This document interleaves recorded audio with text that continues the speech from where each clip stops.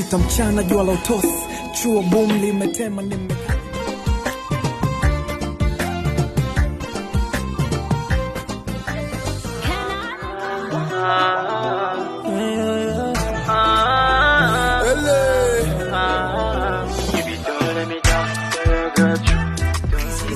Better know I'm a roll. Was a long call, I was out on parole. Lido Motel, man, the story's been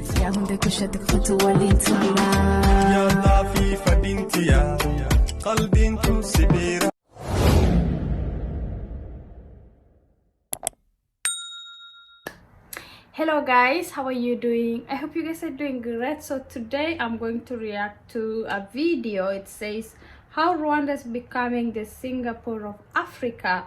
And since I want to visit Rwanda, I was like, you know what, let me react to it, let me see, so that, you know, next year when I go to Rwanda, or maybe toward the end of this year, you know, I know what to expect. So let's get into it. This video was made possible by CuriosityStream. Watch over 2,000 documentaries for free for 30 days by signing up at the link in the description. Africa is often viewed quite poorly on the world stage. The continent holds plenty of violent, corrupt, and unstable nations and the majority of the world's least developed countries, but Africa... I hate the fact that they have to label Africa like that. ...is big.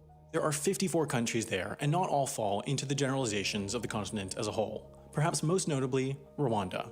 One of the easiest ways to compare countries is through their indicators, and Rwanda's are impressive. For every 100,000 residents, Rwanda has, on average, only 2.5 murders per year. As a point of comparison, that's lower than India's 3.2 or the United States' 5.4. It's even more impressive when looking at the kind of neighborhood Rwanda is in. Uganda has 11.5, Tanzania has 7, Burundi has 6, and the Democratic Republic of the Congo has 13.6 murders per 100,000. In addition, Rwanda is ranked as the 48th least corrupt country in the world. That's not perfect, but on the continent, only Botswana, a far richer country, ranks higher. The country also has a 67-year life expectancy, tied for 4th best in Africa, and only slightly below the world average. That 67-year number is believable, but what's truly unbelievable is that 25 years ago, the average Rwandan had a life expectancy of 28 years. 25 years ago, Rwanda was in the midst of one of the most horrific genocides in history. In only 100 days, 800,000 Rwandans were murdered in the midst of this ethnic conflict. The group primarily targeted, the Tutsi, saw the loss of about 75% of its population. With time, though, the country emerged from the other end, peace prevailed, and its indicators began their steady climb upwards to where they are today. It is now the 15th fastest growing economy in the world, as its government has set out a clearly defined mission. They want to become the Singapore of Africa. To understand what this means, though, you have to understand what Singapore is. It's easy to forget that East Asia was not the highly developed, economically powerful place it is today 100 years ago.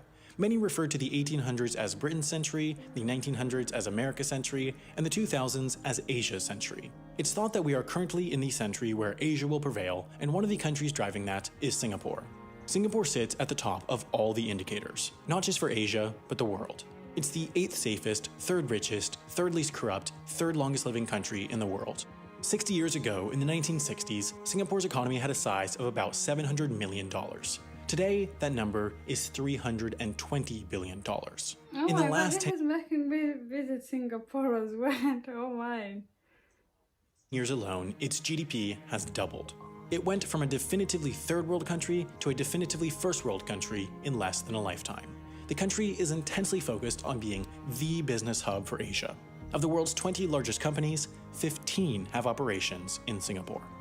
It's tough to look at the results of Singapore's economic development without being impressed. They have done the nearly impossible. Some of the ways Singapore has achieved this growth, though, has met some criticism. Wait, the way about Rwanda, he's giving more details about Singapore. I know he wants to compare, I mean, like, the way the titles say how Rwanda is becoming the Singapore of Africa. But he's going way too much into details about Singapore, but let's see. Singapore is run politically has been described as paternalistic. It's not quite authoritarian, but some freedoms are lacking. One of the few indicators that Singapore does not... Now I want to see how we'll compare that to Rwanda, let's see. At the top of is the Democracy Index. It scores a 6.4 out of 10, which ranks it at 66th in the world and categorizes it as a flawed democracy. The elements of this paternalism range from small things like the country's ban on chewing gum for cleanliness purposes to big things like the limitations on freedom of speech, assembly, and the press. Imagine banning chewing gum. Oh my god. This, proponents would say, look at the results. The country has succeeded economically based off the trade that seemingly more and more countries are embracing. Liberty for prosperity. Rwanda has been paying attention. Paul Kagame, its president, declared that mission to turn the country into Paul Kagame. His name is Paul Kagame. I know Paul Kagame. The Singapore of Africa.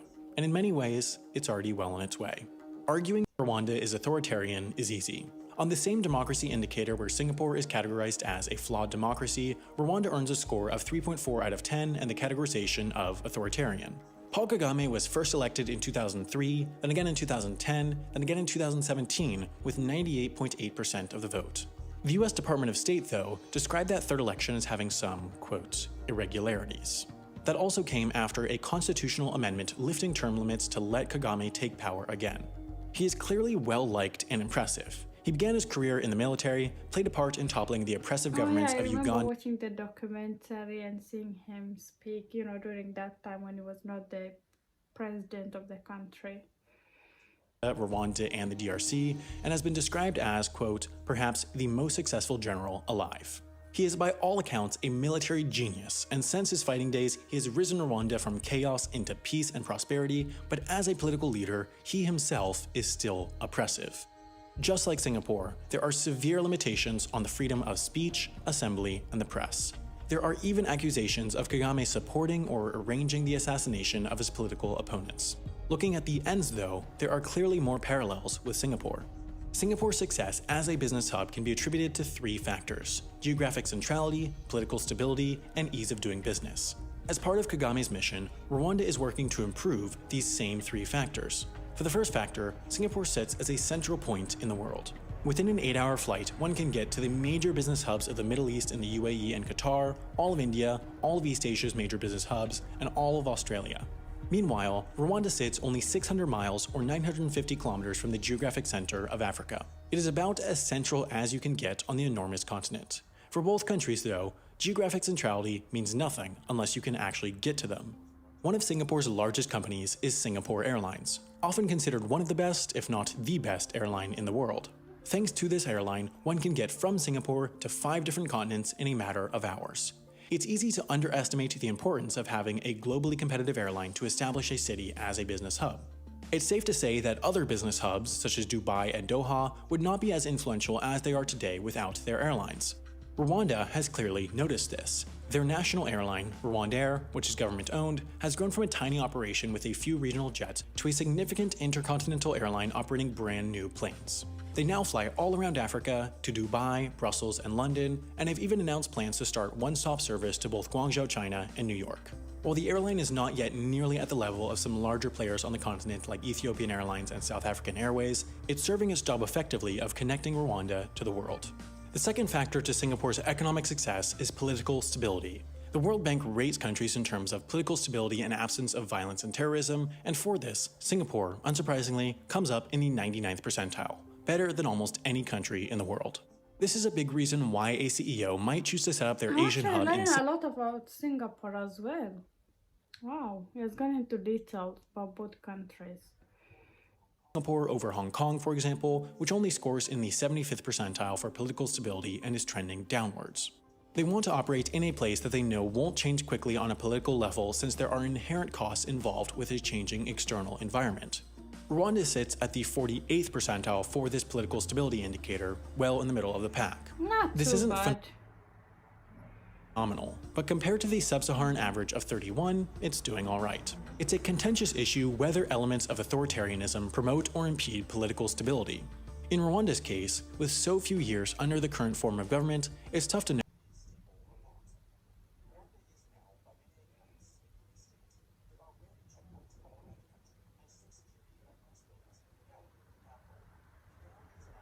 is now one of the cleanest cities in Africa, let alone the world, partially due to a ban on single-use plastics and plastic bags, but also because all able-bodied members of the population are required to participate in a community cleaning day on the last Saturday of each month. According to one report, there's even widespread unlawful detention of what are described as undesirables on the streets. The test of whether this country is truly stable or rather in a state of temporary fear-based obedience might not have yet come. Rwanda has not experienced a transition of power since 2000, and nobody really knows whether the country can continue on the right path after Kagame leaves. He himself even said that if he had not groomed a successor by 2017, quote, "It means that I have not created capacity for a post-me Rwanda. I see this as a personal failure." It's now well past 2017, and Kagame is still in power with no signs of leaving. Regardless of the reasons, though, for Rwanda's current political stability, it's sure that businesses like it. It's one of the top factors to look at when deciding which countries to operate in. The third factor that led to Singapore's business success, ease of doing business, is perhaps the most important one, and it's also the one at which Rwanda most excels. This is a broad factor, but it's one that the World Bank tracks with a well-known indicator, the Ease of Doing Business Index. This looks at 10 factors: ease of starting a business, dealing with construction permits, getting electricity, registering property, getting credit, protecting minority investors, paying taxes, trading across borders, enforcing contracts, and resolving insolvency. Singapore ranks at number 2 in the world behind New Zealand and is followed up by Denmark, Hong Kong, and South Korea. Rwanda, meanwhile, scores as the 29th. This is an impressive score by itself, but it is incredibly impressive when considering how the rest of the continent ranks up. Rwanda is by far the highest ranked among mainland African nations. The nearest trailing African nation is Morocco at number 60, and plenty of highly developed countries like the Netherlands, Switzerland, and Japan rank lower than Rwanda. To achieve this, Rwanda has made plenty of economic and legislative reforms to foster the business-friendly environment. They've also been focusing on building both soft and hard infrastructure. The government, in collaboration with private investors, built an enormous $300 million convention center along with a 5-star Radisson Blu hotel to attract the convention market, in addition to less flashy infrastructure projects building roads and airports. Overall, Rwanda is on the hunt for international investment in the country, and so far, that's paid off. In 2005, $10.5 million were invested from abroad in Rwanda. In 2017, that number was $293 million. Clearly, a lot is working in Rwanda. It's safe, clean, and growing economically. What more could a country want? Well, there are serious questions from abroad on whether Rwanda's growth is ethical, replicatable, sustainable, and even real. The way Rwanda has achieved its current stability and growth has some external observers condemning it. Appearances of Rwanda can also be deceiving. It is still one of the poorest countries in the world, with the average resident earning only $750 a year. Some question whether the country should be spending so much on its airline, its infrastructure, and its capital when so many in the country are so poor. Some question whether the country is growing for its middle and upper class while leaving its rural poor behind. It's no surprise, though, that many of the country's neighbors, curbed by violence and poverty, have pondered whether they should be replicating the ways of Kagame. External observers have given mixed answers to that question. Some believe that the current authoritarian policies will let dissent bottle up and eventually explode. They worry that the country will erupt into violence again. Some say that the current regime is solely focused on making things seem like they're improving through climbing up in the indicators without making real, rational change. There are even some accusations that Rwandan GDP growth figures might be inflated or otherwise manipulated. It's sure that Rwanda has been growing enormously, but is it really this much? There is no one recipe for economic growth. The fact that the United States became the superpower of the 20th century and China is becoming the superpower of the 21st century proves that more than anything. Democratic states grow and autocratic states grow. They might grow in different ways, but there are success stories on both ends of the spectrum. What external observers have so much trouble answering is the means to the end question. Should Rwanda's growth be lauded given how it is achieved? Can you tolerate some bad in exchange for much good? In the end, Rwanda is the country of Rwandans, and they are the only ones that matter with these questions. If Rwanda is truly working for all Rwandans, then Rwanda is working. There are a lot of ifs, but if Rwandan growth is sustainable, and if Rwandan politics are stable, and if Rwanda's investments pay off, and if businesses pay attention to Rwanda, there's a very good chance that the country is well on its way to becoming the Singapore of Africa. If you're interested in learning more about Singapore, there's a fascinating amazing documentary. Oh my god, I think I'm gonna watch it again. See you guys in my next video.